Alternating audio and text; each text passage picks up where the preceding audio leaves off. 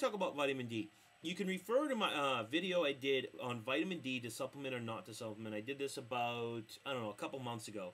I'll post it. You can get the link to it. And also refer to my osteoporosis video. I'll put the link, and you can refer to that as well, because this thing is going to be talking about in both of those. Now, in my vitamin D video, I talked about how doctors are over-supplementing it. First off, most of these doctors are gray, have low vitality, and they're recommending supplements when they know nothing about nutrition, and they're really just feeding the branches that are really looking for the root. And I talked about how liver insufficiencies in liver and gallbladder stasis can actually cause malabsorption of vitamin D. So it doesn't matter how much vitamin D you take, maybe you're deficient because your body's not releasing cholecystokinin, CCK, or bile to actually absorb it, because vitamin D is a fat-soluble vitamin.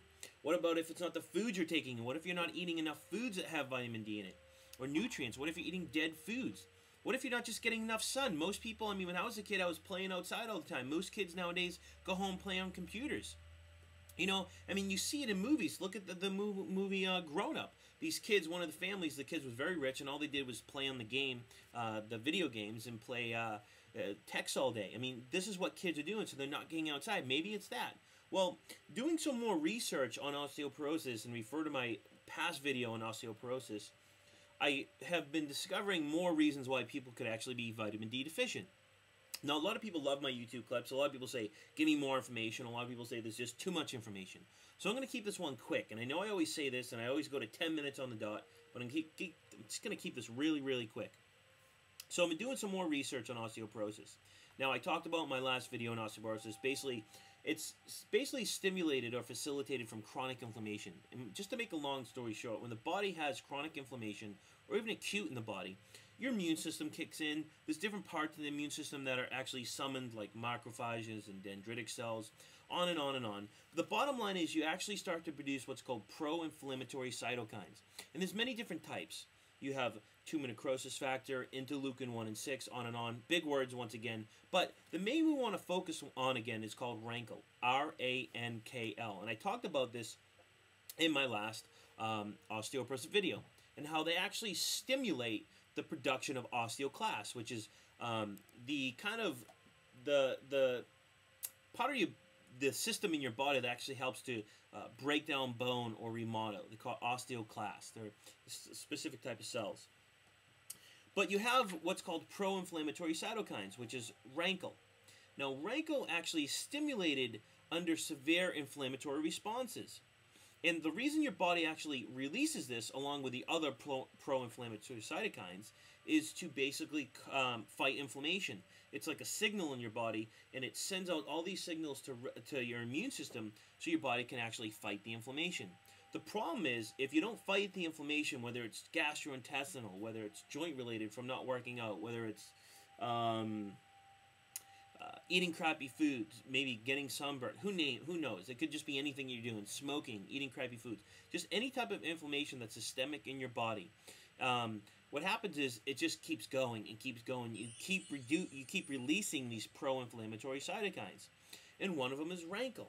And the problem with this is they've shown that RANKL actually causes a cascade of effects on the body. Besides stimulating osteoclasts and causing the bone to constantly be broken down, it actually inhibits osteoblasts, which actually build bone up. Let me read from my little list here. What RANKL does, it actually will disrupt hormone balance. We kind of already talked about this in a nutshell. It actually produces free radicals. And, you know, grilling can produce free radicals. You know, being out in the sun can produce free radicals. But we don't want to always produce these free radicals, so it can actually keep producing these reactive oxygen species. It actually can keep stimulating and self-perpetuating. I talked about this in my osteoporosis video, so you can refer back to that. The NFKB. Sorry about that. My phone's ringing. But at the same time, the reason I'm doing this video is they've shown that RANKL in excess has been shown to actually inhibit vitamin D production and absorption in the body. So we have all these people being diagnosed with vitamin D. Now, excuse me, I know I was a little bit tongue-tied this morning, back from a 4-day vacation, so I'm definitely moving a little slow. So just bear with me. But I think this is important because we have all these people taking vitamin D. They're eating crappy foods, they're smoking, They're not drinking enough water. They're drinking fluorescent Gatorade and Coke with tons of sugar, you name it. And at the same time, they're being prescribed vitamin D. But what if it's a liver gallbladder problem? What if they're not getting outside enough? And what if they have a inflammatory disorder going on in their body, which most people do, in the GI tract, in their joints, on and on and on, that's causing hypersensitivity of the immune system, which most of your immune system is in your gut, which is causing the SX production of rancor, which actually inhibits the production and absorption of vitamin D. And that could be the one reason why you're vitamin D deficient. And what you see is people will supplement with it. You know, they do the lab, you're deficient. They supplement with it, they test you again, ooh, you're excess, and then you stop, and your actual levels will go down into the tubes because your body can't absorb it. A, because you have a GI problem, and most likely because you have a liver gallbladder insufficiency. So hopefully you enjoyed this clip. Keep in mind there's many reasons why you could be vitamin D deficient. I am not sold on everyone is vitamin D deficient and that everyone needs vitamin D. We have to look further up the system, look at the foods you're eating, the life that you're living, and internally, if there is a stress, what is it? Is it a GI problem? Is it an immune system problem? Is it an absorptive issue?